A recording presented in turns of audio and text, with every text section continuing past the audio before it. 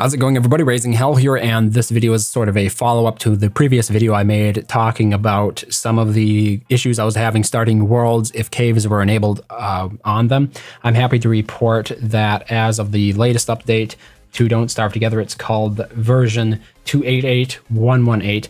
The issue has now been resolved for me, and I can play worlds much as I always have with caves enabled on my regular Don't Starve Together client.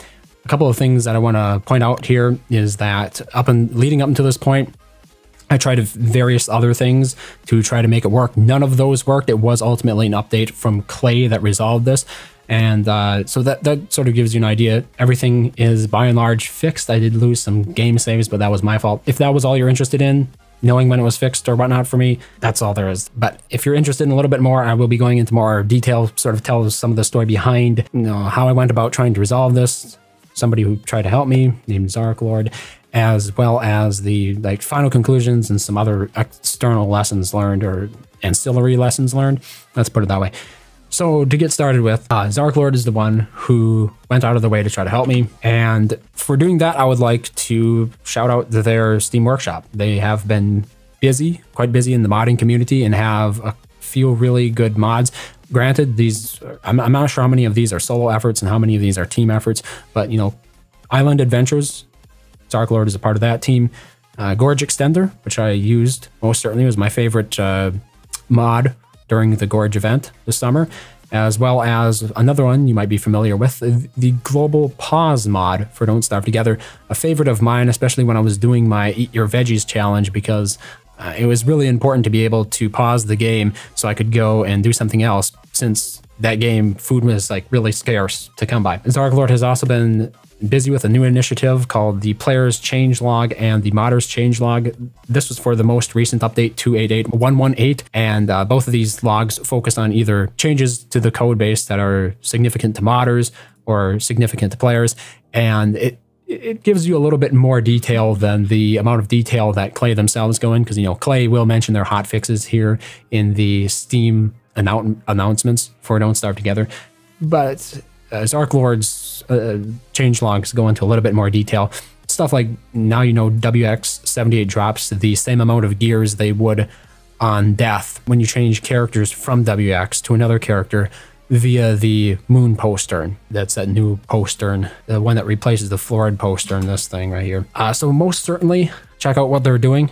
A lot of it looks pretty cool, and like I said, they were the ones who really went out of their way to help me try to resolve this. And ultimately, I'm not sure how much credit they have versus Klei for solving it eventually. There might be communication behind the scenes that I'm not aware of. I just wanted to say, this is somebody who went out of their way to try to help me fix this situation. And there was sort of an interesting story behind the effort that I went through to try to fix it. And a bit of a lesson to be learned when you're trying to do this type of stuff as a rather ignorant player like myself, in terms of understanding how the code in Don't Starve Together works, how the game saves work. So when I was still unsure, I thought this was still an issue that was it affected very few people, and that I didn't think Klei would care enough, or maybe they couldn't fix it for me. So I went ahead and did some stuff, such as archiving my previous game saves. So I basically archived my entire Do Not Starve Together folder in the Klei documents folder. It's basically your user data folder, and you can get to it easily by clicking this data icon here in the Don't Starve Together main menu. That's the easiest way to access this. But this was a folder that holds all of your game saves. Now, I do not have Steam Cloud enabled, so that might be part of the reason why Steam Cloud is a syncing service for game saves, and it could make things complicated. That's why I'm saying I did not have Steam Cloud enabled. So when I went ahead and archived this entire folder, started up Steam again, it basically removed all of my game saves, which is what I was figuring it would do. I wanted to make sure that there wasn't something in that folder that was some sort of setting or whatnot that was causing this problem, maybe a corrupted file. I didn't know. I wasn't sure. So I went ahead and deleted it, started it fresh. It didn't solve any of the problems. Obviously, the caves were still not working, not connecting when I tried to start a server with caves on it. One of the interesting things I did note because of this, though, and this is due to a new change during the Celestial update, is that now, since multiple players can have sort of their own games on one single machine, your game saves, the cluster files, are actually saved inside this folder that has a bunch of numbers. I'm not exactly sure where those numbers come from. But before that, previous to that being the case, all the clusters, all the game saves, they would be stored right here in the Do Not Starve Together file. So that was like a little bit of a change that was made. Then I went ahead and I tried something else new, and that was simply disconnecting Don't Starve, or my entire computer, from the internet. And when you do that, you're given the option to start a server in offline mode. When you're in offline mode, you can't do things like use the skins that you've acquired or get additional skins. So it's a bit of a limiting mode. Also, other online players can't join you. The only players who can join you are players who join you via the LAN. So it's obviously not something you'd want to do, but it was really interesting because doing that with caves enabled, I was able to start a world. So like this was my test. So this was a world that was offline. This world here was offline. One had caves enabled. This one didn't have caves enabled. I was able to start both of them, even when I was having the caves issue. So I'm not exactly sure what caused that, but it was really interesting because like it obviously was something that happened once Don't Starve Together could connect to the internet. Whereas when it was in this very limited mode, it wasn't happening.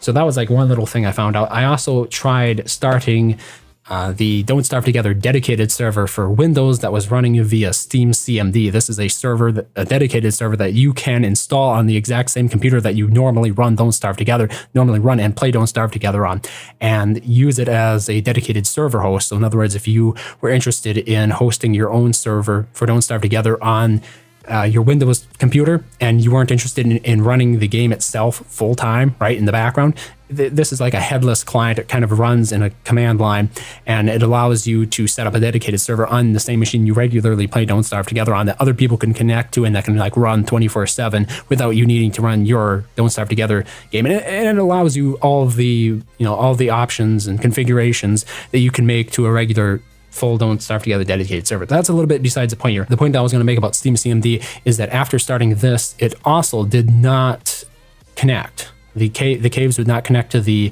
overworld when I started my Don't Starve Together dedicated server via Steam CMD, which meant to me anyway that the problem wasn't with specifically the Don't Starve Together Steam version that you see right here. And after that, I kind of gave up on trying to figure it out myself. I thought it might be a network issue, like a failure to forward ports in my Windows firewall, even though I had done my best to make sure that all the applications that needed to run were granted like full rights to adjust, to make changes to port entries and stuff on my firewall for Windows. I made sure that antivirus software was not quarantining any of the files, or another, like a second firewall was active that I wasn't aware of.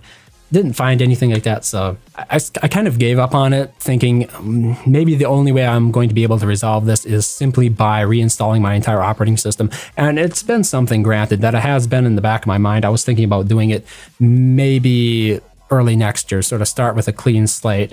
I was thinking about upgrading to an M.2 SSD. At the moment, I have a standard SATA 3 SSD.